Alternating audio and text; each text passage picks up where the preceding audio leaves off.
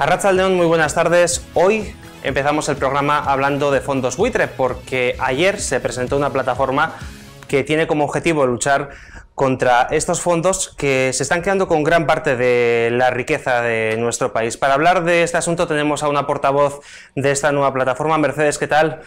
Muy buenas tardes. Hola. Arratsaldeon. Arratsaldeon, buenas tardes. Bueno, cuéntame primero, ¿qué es un fondo buitre? Porque se oye hablar mucho de esto en los medios de comunicación y no todo el mundo tiene claro lo que significa esto del fondo buitre. Qué difícil es saber lo que es realmente un fondo buitre. Ya se encargan ellos de que no nos enteremos. Un fondo buitre realmente es una entidad, un ente financiero que solo se dedica a comprar y a vender rápidamente. Su manera de actuar es especular para ganar dinero en lo máximo, de la forma más rápida posible. Mucho dinero y de la forma más rápida. Entonces sus actuaciones son rapidísimas. Compran y venden en un muy corto espacio. Son espectaculares y no dejan rastro. España, ¿qué se ha perdido en los últimos años desde que llegó la crisis con estos fondos buitre? ¿Qué se ha perdido? Bueno, realmente todo esto está programado, muy bien programado. No es una casualidad ni que España haya entrado en crisis, no. Todo esto viene de la mano de los grandes lobistas de fondos buitre, como nuestro ministro primero de Economía y luego de Industria, vicepresidente del Gobierno y que fuera en su día presidente del Lehman Brothers, el señor Luis de Guindos, que en el año 2012 más o menos trae a España, todos sus amigos buitreros les trae a España y les instala aquí. Entonces, en un fondo buitre, ¿qué pasa? ¿Por qué nos metemos con ellos? Porque realmente no son empresas que crean riqueza, ellos no hacen fábricas, no crean puestos de trabajo, no invierten en investigación. Ellos realmente solo mercantilizan con el dinero, solamente trajinan con el dinero para comprar y vender deprisa y entre medias conseguir toda la ganancia posible. Da igual que sea en la sanidad, en la vivienda, es decir, nuestros hospitales públicos están siendo vendidos y troceados y vendidos a fondos buitre, nuestras residencias de ancianos, la vivienda, por supuesto, tanto la pública como la privada, está siendo vendida en grandes lotes a fondos buitre. Entonces estamos perdiendo realmente nuestra entidad como país. No somos un país soberano porque todo pertenece a los fondos de inversión. Hay casos sangrantes, se me ocurren algunos que han aparecido en televisión, en los más media, como por ejemplo algunos que han ocurrido en Madrid, cuando el ayuntamiento, por ejemplo, vendió una serie de viviendas de protección oficial a un fondo buitre y personas que estaban alojadas con unas condiciones muy buenas para vivir en estos lugares, pues de golpe y porrazo se vieron sin casa porque les exigían unos alquileres amplísimos. Efectivamente, en la pasada legislatura con los gobiernos del PP, tanto en la Comunidad de Madrid como en el Ayuntamiento, se vendieron en las dos administraciones públicas, se vendieron lotes de 3.000 viviendas de vivienda pública a estos fondos buitre. Con la ansia de hacer caja y pagar a los bancos, pero hacer caja, una caja que no es nada, 200 millones de euros, 6.000 viviendas públicas. Entonces es una vergüenza porque España tiene un parque de vivienda pública muy, muy pequeño comparado con el resto de Europa. Entonces, si tenemos un parque de vivienda pública que no llega ni al 2% y vende 6.000 de esas viviendas, es una sinvergonzonería. Debería de estar toda esa gente que gestionaba nuestro patrimonio público, debería estar ahora mismo en la cárcel. España tiene menos de un 2%, mientras que otros países, por ejemplo Francia, que no sé qué más tiene un 18%, y Holanda o Noruega tienen un 30 y un 34%. Entonces, esto realmente es dramático porque la gente que ahora no puede pagar unos alquileres de 800 o 900 euros al mes, que es lo que está el precio del alquiler medio de 80 metros cuadrados en estas grandes ciudades, ¿qué va a hacer? Esta gente, ¿qué va a hacer si no hay vivienda pública con alquileres sociales? Hablaba yo antes, Mercedes, cuando comenzábamos la entrevista, de que España es un país con una deuda amplísima, que de hecho está sobreviviendo en los últimos años gracias a la deuda, sobre todo deuda que estaba comprada por el Banco Central Europeo, y nos han dicho que en el mes de octubre esta deuda por parte del Banco Central Europeo se va a dejar de comprar, es decir, Europa va a dejar de comprar bonos de deuda a España, y entiendo que a partir de octubre estos fondos buitre pues van a tener más posibilidades de encontrar chollos en España. Bueno, realmente lo van a encontrar antes, durante y después. O sea, España es un país que a lo largo de la historia, siglos pasados, ha quebrado muchas veces y no ha pasado nada. Seguimos vivos. Muchos países han quebrado, Alemania también, y no pasa nada. Seguimos vivos. O sea que todo esto que nos cuentan de que España va a quebrar o que la deuda y tal, no pasa nada. Las deudas se pagan, se trocean, unas partes se condonan porque no son legítimas. Entonces todo esto se negocia. Pero la gente tiene que seguir viviendo. O sea, los años que vivimos los tenemos que vivir bien, porque hemos luchado mucho por estos derechos que ahora tenemos y que no podemos perder. Tenemos una educación universal que debemos de mantener. Tenemos una sanidad digna de admiración en todo el mundo y debemos de mantenerla. Necesitamos vivienda pública y social para muchísimas familias en este país, porque es un derecho esencial. Si no tienes una vivienda donde alojar, donde cobijar a tus hijos y con una habitación donde puedan jugar y hacer los deberes, no tienes realmente nada, no puedes continuar tu vida. Entonces no podemos perder estos derechos que tanto costaron a nuestros abuelos y a nuestros padres conseguir, no los podemos perder porque ahora el sistema enloquecido, financiero, liberal, sin ninguna protección para los ciudadanos de nuestro país, alguien quiera que esto siga adelante, alguien programe con sus leyes desvergonzadas de una ley de arrendamientos a 3 años. ¿Cómo puedes vivir en una casa de alquiler si solo tienes 3 años de contrato? No puedes hacer ninguna vida a futuro, no puedes planificar nada si dentro de 3 años tu casero te va a decir que fuera porque va a subir 200 euros más el alquiler al mes. Si tienes unas leyes que protegen a las SOCIMIs y que las hacen que no paguen unos impuestos de sociedades y son empresas dedicadas al alquiler, ¿por qué cambias la ley para que estas SOCIMIs, estas empresas dedicadas al alquiler, no paguen estos impuestos? ¿Por qué los paraísos, por qué estos fondos de buitres de inversión en nuestro país, por qué no pagan los impuestos en España? ¿Por qué están radicados en Panamá, en Luxemburgo? ¿Por qué? Si tú reclamas a estas entidades que trabajan, mercadean en España, si tú les pides que paguen aquí sus impuestos, que es lo que hacemos todos los españoles que trabajamos en España, tendríamos dinero de sobra para la educación, para la sanidad, para la vivienda pública, tendríamos dinero de sobra. Pedís, de hecho, en vuestra plataforma una legislación que proteja a los ciudadanos de estos fondos buitre. No sé qué pasos vais a dar a partir de ahora para conseguir este objetivo. Lo primero de todo que pretende esta plataforma contra los fondos buitre es decirle a la gente lo que está pasando, porque estos fondos buitres son totalmente opacos, están escondidos, tú realmente no te das cuenta que están comprando el hospital de tu barrio, el hospital público, no te das cuenta que han comprado el edificio de al lado de donde vives y están expulsando a todos los vecinos que vivían ahí de alquiler. O sea que tú no ves realmente los fondos buitre.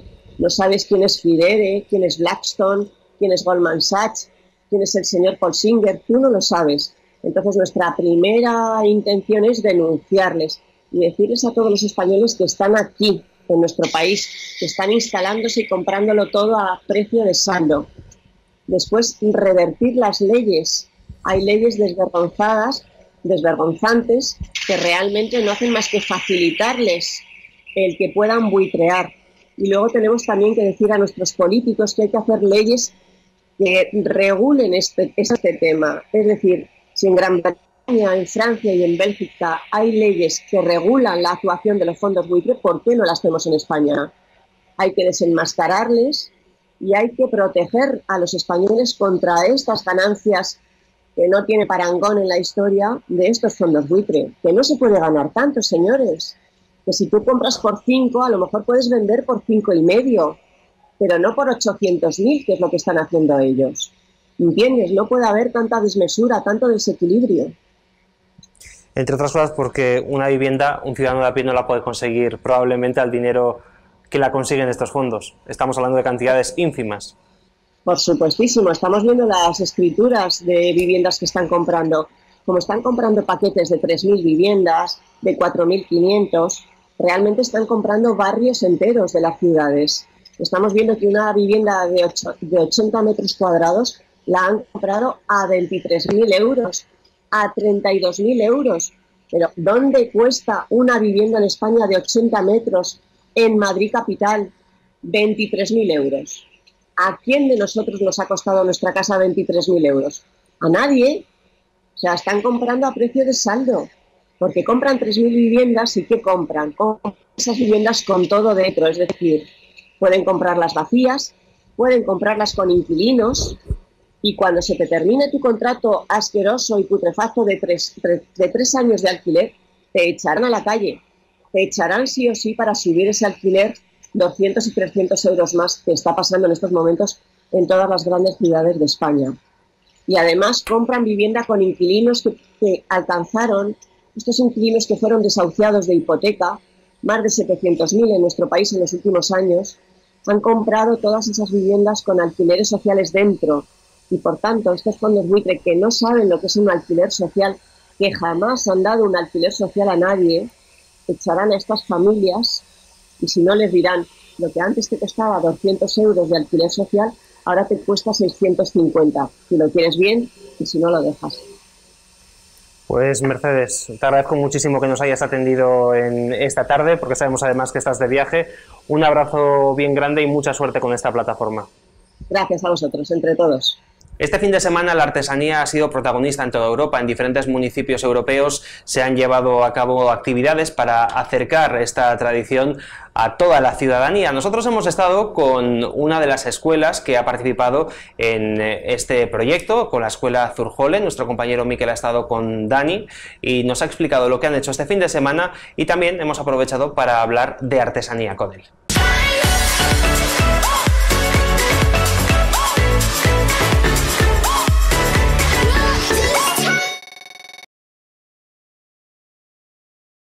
El fin de semana pasado celebrasteis una jornada de artesanía con otros municipios europeos. ¿Qué tal fue? Ha sido una gozada, una pasada. La gente se ha animado un montón.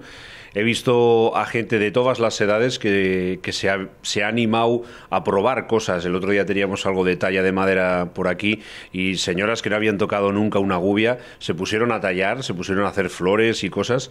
Niñas o una chavala que vino que también empezó a hacer como una especie de proyecto pequeñito con marquetería, que también se animó a hacer pruebas, porque todo era un poco una forma de intentar enseñar a la gente lo que era la artesanía, pero que la gente que no hubiera sabido nunca o que no habría hecho nada relacionado con artesanía, eso era muy, muy importante y la verdad es que respondió la gente fenomenal. ¿Y hoy en día la artesanía qué papel juega en Guipúzcoa? El gran papel que tiene la artesanía guipuzcoana es de mantener lo que es viva una tradición que aquí se ha llevado desde muchísimo tiempo antes, ¿no?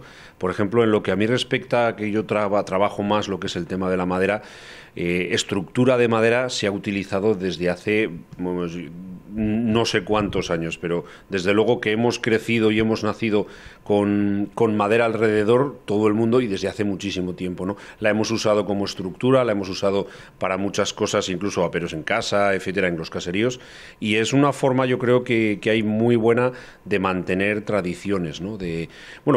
Luego quizá también se puede usar como una forma de intercomunicar. Antes me preguntabas lo del tema de Europa, ¿no? Que realmente esto ha sido a nivel europeo y es una forma también de relacionarse con diferentes países de Europa y ver que en otros sitios hacen verdaderas maravillas y que, bueno, ¿por qué no traer para aquí cosas que hacemos aquí que son singulares, que las podamos llevar también a otros países? Y, por ejemplo, por poneros un ejemplo, la arguisayola es algo que cuando estuve en Londres alucinaban de qué era eso. Cuando estamos en la brecha a veces, como este domingo pasado, la gente de fuera viene, pregunta, bueno, ¿eso qué es? Ven algo de una vela o algo, pero no saben realmente lo que es y sirve también para transmitir un poco nuestra cultura, ¿no? Mucha gente puede pensar que la artesanía artesanía igual es algo anticuado, porque hoy en día muchas de las cosas las podemos encontrar en grandes almacenes, podríamos decir. Exacto. ¿Qué es lo que se puede destacar sobre las cosas que se hacen artesanalmente? Pues mira, ahora mismo es algo muy importante que pensemos en que la artesanía es algo que viene de hace mucho tiempo, pero realmente seguimos haciendo artesanía. Ahora mismo te puedes ir por la calle y recuerdo de haber visto en algún escaparate de San Sebastián un bolso con rejilla. Quiero decir que está completamente a la orden del día. Las fibras naturales se llevan usando en los últimos 3 o 4 años, que han irrumpido de una forma brutal, y todo eso, todo ese trabajo lo hacen artesanos, que al final quizá a lo mejor al colectivo de artesanos no se nos conoce demasiado, no se nos recuerda. Conocer yo creo que sí, pero recordar creo que no se nos recuerda, y a veces dices, oye, que hay un artesano detrás haciendo todo este trabajo, ¿no? Entonces también nosotros tenemos que impulsar eso, gracias a gente como vosotros que nos preguntáis y que transmitís un poco a todo el mundo de la artesanía. Pues tenemos que salir, explicar a la gente, abrirnos, invitarles para que vengan a los talleres, y aquí en la Academia Zurjole pues enseñarles un poco sobre qué es eso de hacer artesanía, de con las manos crear cosas, ¿no? Además, os acabas de decir que estamos en la Academia Zurjole. ¿Qué es lo que puede hacer aquí la gente cuando viene? Pues yo creo que lo que nos gustaría que la gente hiciera es descubrir cosas nuevas, descubrir la artesanía, descubrir que son capaces de hacer cosas con sus manos, y encima cosas que a veces no creen que pudieran hacerlas. Hemos tenido este verano pasado a 2 alemanes que han estado aquí en la academia y han descubierto que eran capaces de trabajar la médula de junco y hacer sonajeros. O sea, algo que es un poco algo extraño, o que viene sobre todo porque era gente que se dedicaba a la física o a temas un poco mucho más teóricos, y que a lo mejor, pues bueno, o que tienen que trabajar detrás de un ordenador. Ya no, a lo mejor la teoría o que se haga de trabajo no importa tanto, pero si estás en el ordenador todo el día, el venir aquí y de repente trabajar algo con las manos y ver que has creado algo, es algo muy satisfactorio, y eso nos gustaría que la gente lo pudiera aprovechar. Además, también has hecho trabajillos en el mundo del arte, podríamos decir. Efectivamente, sí, es verdad que estamos en la academia 3 personas que nos encantan lo que es la médula de junco, bueno, el crear cosas, y con el grupo Zurjole hemos estado en Tabacalera y hemos creado algunas esculturas. Hemos ganado algún premio también en Navidades, hay un concurso de escaparates y también nos han dado algún premio. Son cosas que, bueno, a la gente poquito a poco le va viendo que lo que hacemos va gustando, y bueno, si encima luego tiene un pequeño mensaje, como la última que recuerdo, que es la creadora de sueños, una forma de que nos hace pensar en cosas, en interiorizar cosas, o sobre todo en mirar un poquito hacia el interior. La verdad es que nos encanta el poder expresarlo, y con materiales naturales, que eso ya es total, ¿no? Muchas gracias. Bueno, muchísimas gracias a vosotros, chicos.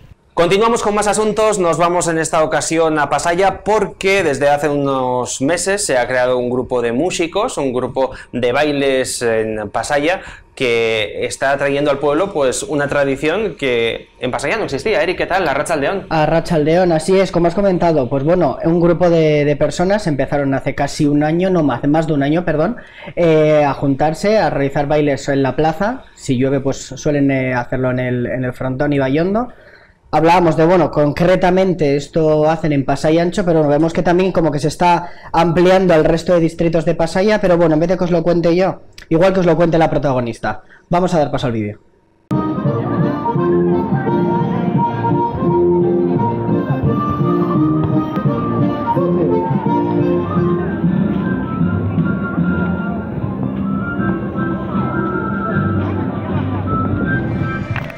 ¿Para qué os habéis juntado hoy en este frontón de Bayondo? Bueno, todos los primeros sábados de mes solemos celebrar Musiko Akeuna, y bueno, ha sido un éxito a nivel de Pasai Ancho. Esto viene de una cantujira, ¿no? Entre ellas, en esa cantujira estaba Angeli con otra chica, Marisol, que ellas a su vez estaban aprendiendo en rentería. La gente de Ancho se enteró y les dijeron a nivel personal, oye, ¿por qué no nos enseñáis un poquito? Bueno, ellas decidieron enseñarles allí en el frontón de la Icastola. y se empezó un grupito del pueblo que, bueno, fueron unas 20. Sí. Al año siguiente la gente, vivimos en San Fermines, que en la Plaza Chiquilla de la Soca, lo del Mimos, organizó Músico que una, ¿no? Nos gustó y les dijimos, ¿cómo no nos animamos y hacemos? Bueno, pues hemos empezado un grupo de Ancho, mayoritariamente mujeres de cierta edad, buscamos un maisu, nos empezó a dar y bueno, en el momento hemos hecho ya un año, estamos 44 personas bailando y otras 12 o 15 empezando. O sea, para nosotros ha sido un éxito total y estamos encantadas. A nivel herria, cultura, gente del Dúa, primeran. Nos comentabas que hace ya un año que empezasteis y hace poco lo celebrasteis, ¿no? Sí, Exactamente, sí. ¿qué es lo que hicisteis ese día? Pues bueno, lo celebramos, tuvimos mucha suerte porque la gente vino muchísima gente y bueno, pues como todo Euskalduna, ¿qué hicimos? Fuimos a la armonía, una aluviada, súper bien, luego a la tarde estuvimos bailando, bueno, es que estamos súper encantadas, o sea, somos un grupo del pueblo que estamos, eso, encantados. Y además ya se está expandiendo a otros sitios, ¿no? También ya sabemos que está yendo a otros lugares, a otros municipios o a otros distritos de Pasaia también. Sí, mira, hemos estado bailando en Hondarribia, en Navidades, nos han llamado de Residencia Berra, de la Residencia de Rentería, y bueno, vamos encantadas, o sea, lo nuestro es bailar y pasándolo bien. Y ahora, para quien igual nos anima, ¿es difícil el baile o cualquiera puede participar? Cualquiera puede empezar, tranquilamente, todas hemos empezado de cero, o sea que es el ponerte, ensayar y ensayar, no hay más. Hay que venir con ganas y querer aprender, y punto, no hay más, y ensayar, que es lo principal. La meta de esto es ensayar. Y de cara al futuro, ¿habéis pensado igual alguna novedad que podáis meter, alguna cosilla que vayáis a hacer de aquí en adelante, que no hayáis hecho todavía o lo mantenéis como sorpresa? Mira, no, sí que lo hemos hablado así un poquito, pues que no nos importaría que si nos llama alguien, yo qué sé, imagínate, ¿no? Euskal Etxea en Barcelona, pues ahí que nos vamos, o sea, estamos abiertas de todo, estamos tan a gusto que bueno, lo que nos salga, bienvenido sea.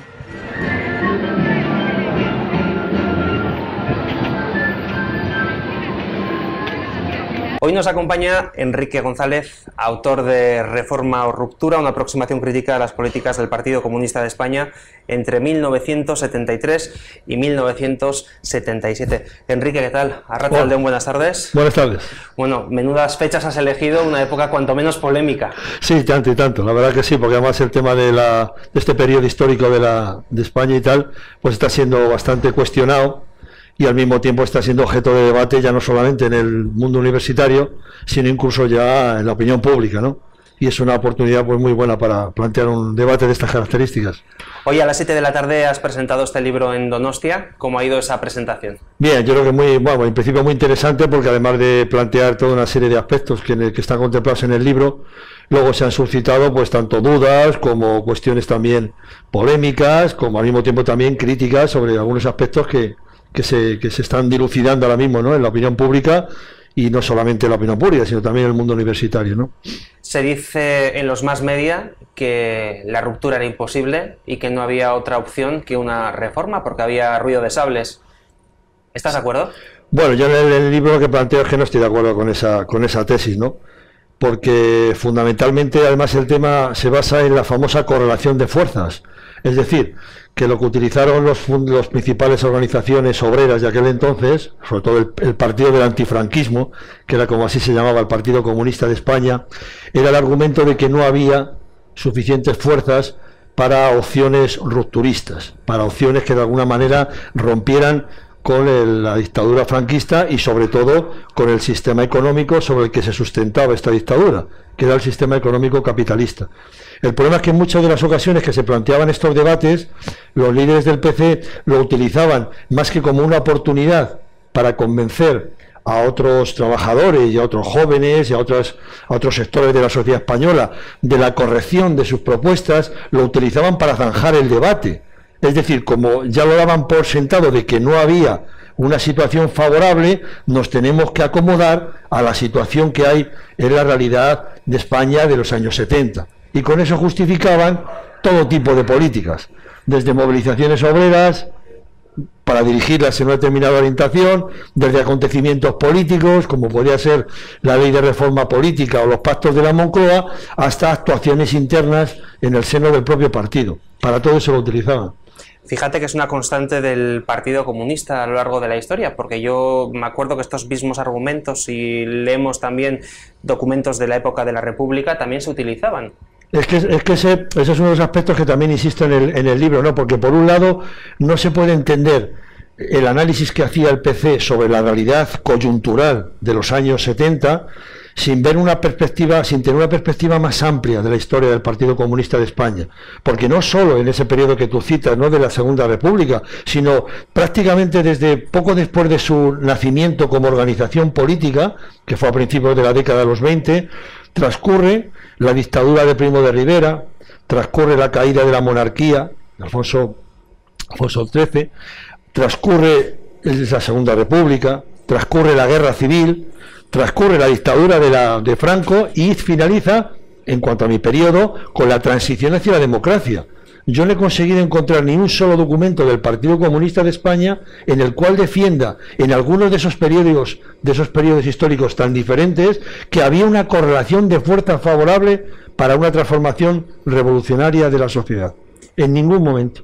Lo que al final se deduce de esto que me estás contando es que el Partido Comunista de España realmente lo que ha estado buscando a lo largo de su historia es acomodarse en un régimen concreto. Yo, fíjate, tuve ocasión de hablar con el creador de la Junta Democrática, con Antonio García Trevijano, recientemente fallecido, por cierto, y él siempre contaba una anécdota ocurrida en el año 1974, si no recuerdo mal, en el Hotel Loti, cuando se hacían las primeras reuniones de la Junta Democrática, en la que decía que bueno, ellos abogaban por la ruptura, y fíjate que los que eran favorables a una negociación con el régimen precisamente eran Comisiones Obreras y el Partido Comunista, que fueron los únicos que votaron en esa votación que se hace en el año 74 a favor de un entendimiento con el régimen franquista. Claro, es que además fíjate que eso era un auténtico contrasentido, porque aparte de esa consideración histórica que te he comentado antes del Partido Comunista de España y sus análisis sobre la correlación de fuerzas, dentro de lo que es el análisis coyuntural,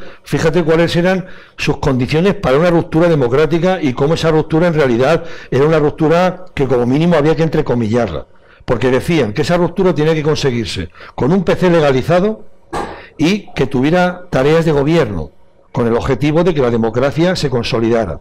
Además, tenía que conseguirse esa ruptura con movilizaciones, sí, pero controladas, que fueran moderadas, que no se alargaran en el tiempo y que por supuesto dieran una imagen de moderación y de responsabilidad por parte del movimiento obrero. Al mismo tiempo también ese tipo de ruptura tenía que conseguirse negociando con los poderes fácticos, Iglesia, Ejército y banca. Y al mismo tiempo, para conseguir que esas alianzas que tenía el Partido Comunista de España con la Junta Democrática, que era esos sectores burgueses democráticos que decía el PC, eso conllevaba que no hubiera reivindicaciones estrictamente obreras, porque entonces esos sectores se iban. Con lo cual, si me permites la frase, con todo esto es como el libro de Gabriel García Márquez, la crónica de una muerte anunciada. Fíjate también que hay otro hecho curioso que entra también a formar parte de esta época, ¿no? En el momento en el que se abre la ventanilla para la legalización, no pestañean. No. Y de hecho hay gente que opina que si no hubieran aceptado esa legalización, las elecciones los hubieran legitimado, cae el régimen y hay ruptura. Fíjate si era sencillo, que no hacía falta hacer una movilización grande. Sí, incluso aparte, aunque tuviese una mayor complejidad, incluso que no fuera tan sencillo, pero lo que no puede ser es que al final incluso el PC, para conseguir esa legalización, tuviera que aceptar cuestiones desde la bandera, cuestiones como la monarquía, o sea, abdicar, por supuesto, defender la unidad de España, bajo cualquier concepto, lo que implicaba rechazar el derecho de autodeterminación, que partidos como el EPK, en el año 70, cuando se realiza la segunda conferencia del Partido Comunista de Euskadi, lo defiende, y es en el año 74. Pero fíjate para que veas cómo todo eso en la práctica no coincidía con sus planteamientos teóricos, con lo que hacía en la práctica, que al mismo tiempo que la segunda conferencia del Partido Comunista de España, de Euskadi, defiende el derecho de autodeterminación, está en la reunión con García Trevijano redactando el documento de la Junta Democrática Española desde España, donde se reconoce que es inexorable la unidad de España. Al mismo tiempo, es que son unos días los que transcurren entre los que se celebra aquí la segunda conferencia del EPK y lo que se está debatiendo en París el documento impulsado por el Partido Comunista de España, en donde dice que la unidad de España es absolutamente innegociable. Como mucho se reconocería la singularidad de los territorios, entre los cuales estaba evidentemente el de Euskadi, pero se reconocería dentro del marco de la unidad de España. Y al mismo tiempo estaba defendiendo, unos días antes, aprobado por los militantes vascos, la defensa del derecho de autodeterminación.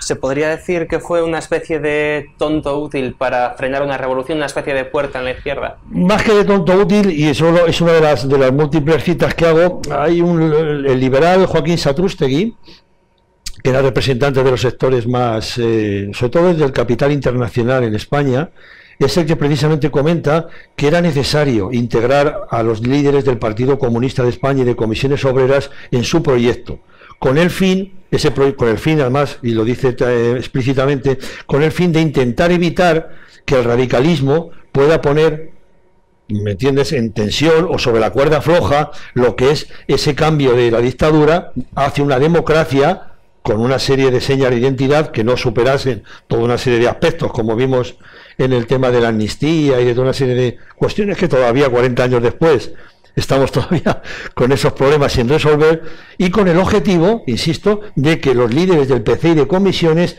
controlasen a las, en aquel momento eran los principales líderes de la oposición, controlasen a la clase trabajadora y que ésta no tuviera ningún tipo de radicalización que pusiera en cuestión el acuerdo. Y al mismo, claro, por eso, después de la ley de reforma política del 76 y con el tema ya de la, digamos, de la iniciativa que tiene ya el gobierno de Adolfo Suárez en el 77, es cuando ya cogen los sectores, digamos, más inteligentes de las élites dominantes y ya dejan atrás al Partido Comunista de España, porque ya han cumplido o ya está en vía de cumplir el objetivo que ellos tenían, y era desarmar, desmovilizar a la clase trabajadora a través de las políticas que estaba llevando a cabo el Partido Comunista de España, claro. Nos encontramos en ese régimen que se crea en el año 78, bueno, como se dice habitualmente, ¿no?, por la fecha en la que se aprueba la Constitución.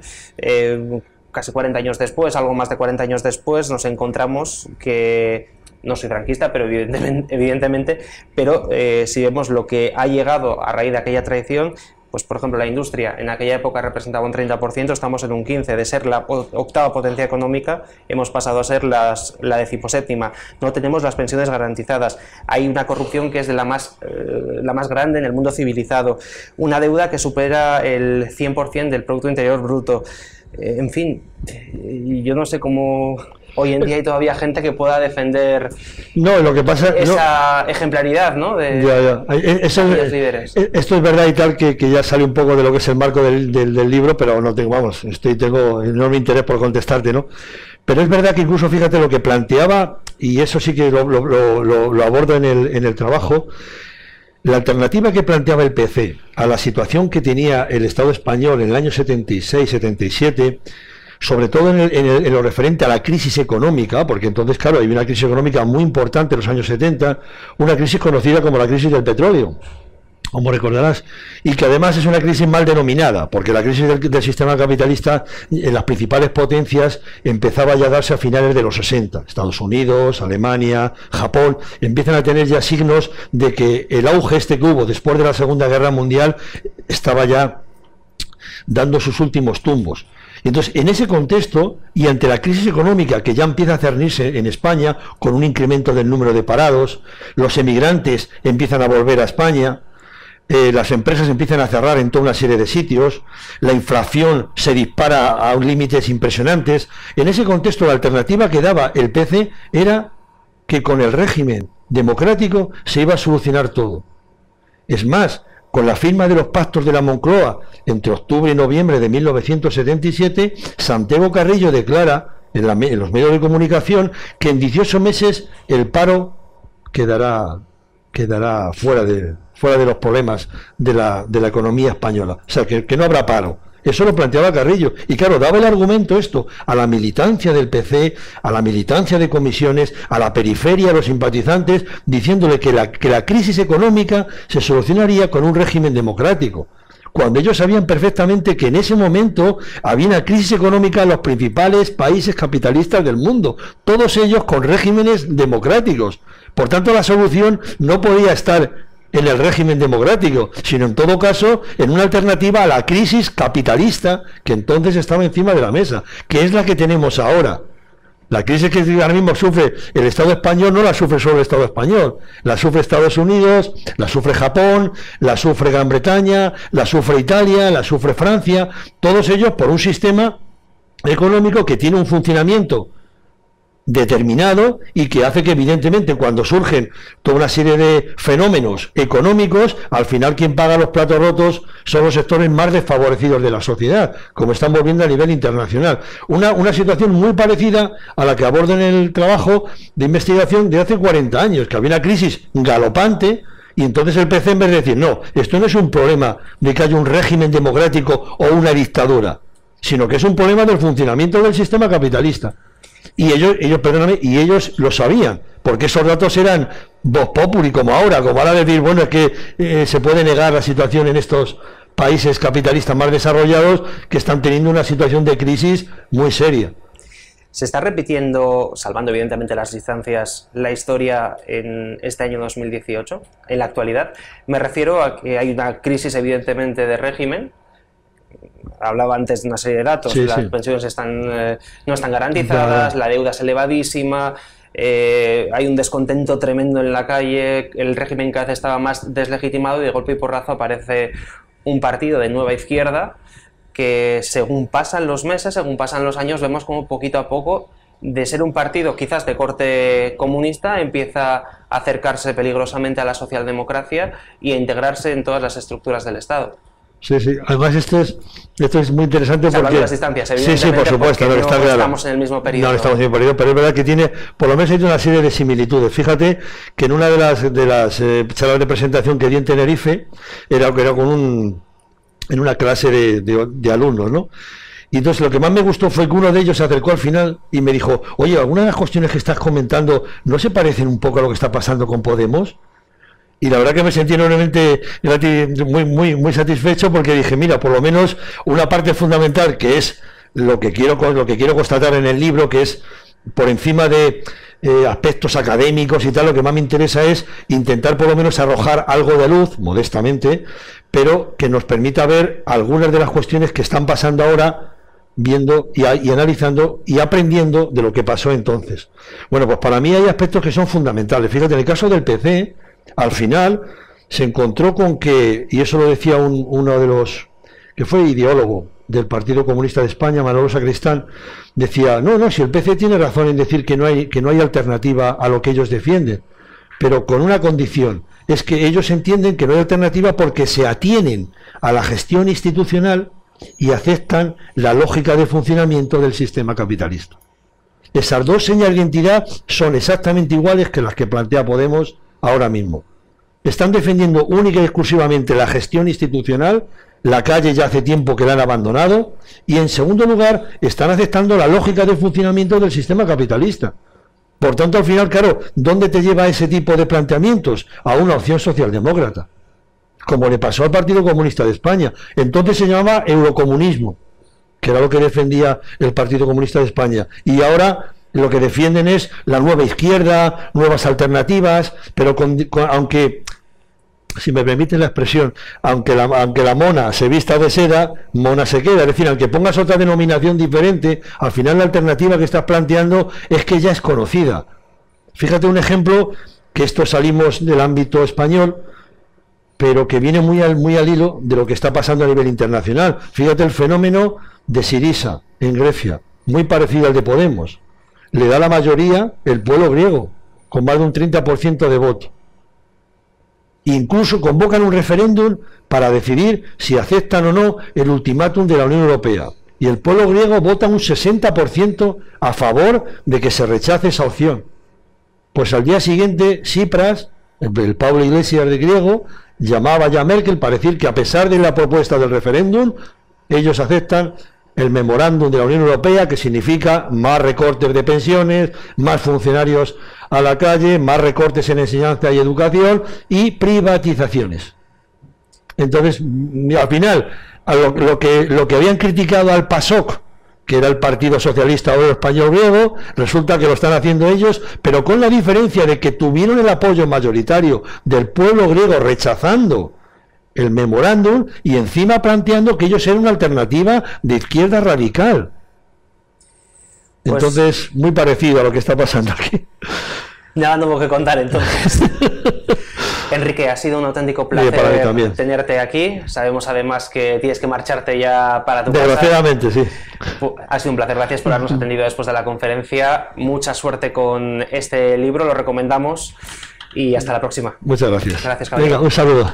Nosotros cerramos hoy el programa, lo hacemos en compañía de la cantante alzatarra Ana Pozas, porque vuelve otra vez a los escenarios 14 años después de haber grabado su último disco. El pasado jueves estuvo en la FNAC de Donostia y presentó un nuevo tema titulado Tú, un tema cuyos beneficios irán destinados a una asociación que lucha contra el cáncer infantil. Nos vemos la semana que viene. Agur, Rondizán. Y encontrarte a ti de frente sin dudar, la más grande de las suertes, y saber que estarás aquí mañana no se puede comparar, tal certeza con más nada. Hey, hey, hey.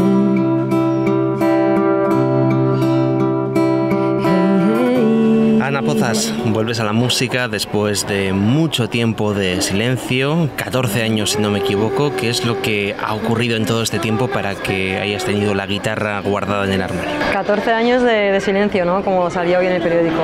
Pues sí, la verdad que fue un periodo en el que llegó un momento en mi vida en el que decidí pues parar mi vida en trayectoria musical y dedicarme un poco pues a aspectos más personales, ¿no? También laboralmente a mi carrera, ¿no? Estudié psicología y han sido años pues bueno de dedicar a trabajo y crianza prácticamente. Tengo 3 niñas y pues bueno, unos años muy ocupados. Supongo que habrá habido momentos en los que te habrá entrado la morriña de volver a coger la guitarra, de volver a subirte a un escenario. Sí, hay ratos en los que he echado muchísimo de menos, ¿no? Pero es verdad que también he tenido tan poco tiempo Tengo 3 niñas, lo que te decía, y ha habido tan poco espacio en mi vida para poder dedicar a mis cosas personales que ahora es realmente cuando me da cierta nostalgia. ¿Por qué decides, después de 14 años, volver al escenario? ¿Qué es lo que enciende esa chispa? Bueno, pues hablando con Almudena la conozco de Urnieta, el pueblo en el que vivo. Ella tiene una asociación, Super H, que se dedica pues, a la investigación de temas oncológicos, para recaudar fondos para seguir investigando, a la ayuda al niño hospitalizado y a las familias, a dar apoyo, ¿no? Pues hablando con ella un poco como madres, vimos que, bueno, que era un modo de colaborar, de poner mi granito de arena y de hacer un poco de ruido para que este tipo de temas pues, sean más visibles. Yo recuerdo, Ana, que en tu primera etapa era una etapa muy de cantautora, en la que veíamos a Ana Pozas con la guitarra sola en el escenario, y en una segunda etapa, que fue cuando sacaste tu segundo disco, te veíamos mucho más rockera, con una banda, haciendo música completamente diferente. En esta tercera etapa, ¿qué vamos a encontrar? ¿La primera, la del primer disco, la de canciones como Chavita, o va a ser esa Ana Pozas rockera que nos sorprendió con el segundo disco? Quizás me identifico más con el primero.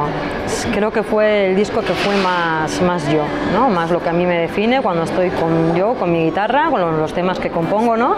El segundo fue muy divertido, me lo pasé estupendo, me dio la opción de tocar en otros escenarios que no había tocado con el primero, más grandes, ¿no? Con banda.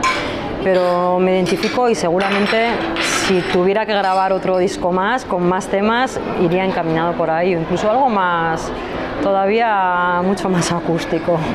¿Y habrá nuevo disco? ¿Habrá tercer disco de Ana Pozas? Pues siempre digo que la puerta está abierta, nunca se sabe. Cuando empecé a dedicarme de manera profesional a la música también fue algo que no fue buscado, que surgió, ¿no? De una manera u otra. Parece que estás a veces en el lugar, ¿no? Correcto, ¿no? En el momento preciso, ¿no? No sé, te iba a decir, me gustaría, tengo mucho mono de escenario. Sí que es verdad que lo veo a veces complicado, ¿no? Lo que es llevar una carrera musical, compatibilizar con familia, con vida personal, a veces es un poco caótico. Pero bueno, también veo que por simple placer de grabar, de volver a componer, si tengo más tiempo, no lo descarto. Y es que realmente lo que te digo, tengo 3 niñas, se lleva muy poco tiempo. Cuando tenía una niña de 4 años, tenía una de 2, tenía un bebé. Me he pasado muchos años entre pañales, prácticamente 24 horas. Entonces, cuando me dicen, no cantas, no sigues componiendo, y digo, es que no tengo un segundo al día. Realmente me acuesto y estoy que no puedo con mi vida, y bueno, son etapas de la vida, ¿no? Que realmente bueno, pues, he sido muy feliz así y lo he disfrutado, quizá ahora entra otro momento. Supongo que en estos años habrás tenido pequeño público en casa, ¿no? Las tres niñas me imagino que en más de una ocasión te pedirían que tocaras canciones con la guitarra en el salón de casa, viendo la tele. Sí, pero la verdad que han sido momentos mucho más caóticos. Directamente nos dedicamos a tocar las canciones que ellas quieren con la maraca, el xilófono, ahora están con el guitarlele, han descubierto el micrófono por casa y son momentos divertidos, pero la verdad que pocas veces escuchamos mi música, así que es verdad que hasta hace poco no descubrieron o no fueron un poco conscientes de lo que había hecho anteriormente. Hoy vienes a la FNAC a presentar tu nueva canción, una canción que se llama Tú. ¿Qué me puedes contar de este tema que vamos a conocer hoy? Bueno, la canción es una canción que yo había compuesto antes, se llama Tú, y es una canción que yo siempre había pensado que tenía que ser o estar dedicada a los que cuidan, ¿no? Me parece que hay una labor muy importante con las personas que dan soporte, ¿no? A los demás, bien en enfermedades, bien porque les ha tocado vivir con pues, ciertas circunstancias personales muy duras, ¿no? Y es gente que a la larga se quema, ¿no? Y me parece que tener pequeños gestos y detalles con esos que son el soporte de los demás, ¿no? Es algo muy importante. Entonces, cuando hablaba con Almudena de Super-H, yo le decía, ¿qué labor tan importante hacéis los padres? Porque el niño oncológico o el niño hospitalizado lo pasa fatal, pero realmente también los padres, los que están detrás soportando, ¿no? Esa circunstancia y siendo apoyo, también es muy duro. Nos contabas que todo el dinero va a ir a la Fundación Super-H. Me gustaría saber a qué proyecto concreto se van a destinar los fondos que se consigan con esta canción. Sí, pues eso, todo el dinero íntegro de la venta del single va destinado a Super-H, menos el IVA, evidentemente. Todo va dedicado a Super-H y va en concreto para un proyecto que ellos tienen, que es la humanización del Hospital Donostia, que lo tienen en 3 etapas y ahora creo que se pintaron las paredes de lo que es el materno infantil, del área de urgencias, de pediatría, después la 3ª planta y ahora están un poco con la planta de oncología. Tratar un poco de hacer más agradable las estancias, ¿no? De los niños cuando están hospitalizados y de las familias, ¿no? Porque realmente cuando uno le toca pasar la experiencia de una enfermedad larga y tiene que pasar muchos días en un hospital, pues se agradece que el entorno sea lo más amable y lo más acogedor posible. Ana, y ya para terminar, tú eres de Altza, de un barrio en el que tuviste muchísimo seguimiento, tanto con el primero como con el segundo disco. Me gustaría saber qué te cuentan ahora en el barrio cuando han visto que vuelves otra vez a subirte al escenario. Pues la verdad que a raíz de esto he recibido muchísimo cariño y yo me pensaba, no sé, a veces nunca sabes, ¿no? Hasta que no vuelves, ¿no? Pero, pues la gente con mucho cariño y todavía me sorprende que me recuerden y que se recuerden las canciones y que me escriban y me digan, yo escuchaba tu CD en el coche, lo tengo, lo he vuelto a recuperar y pues se siente mucho apoyo, la verdad. Pues Ana Pozas, mucha suerte con esta nueva etapa, gracias por habernos atendido y hasta la próxima. Muchas gracias. Con el gesto más pequeño consigues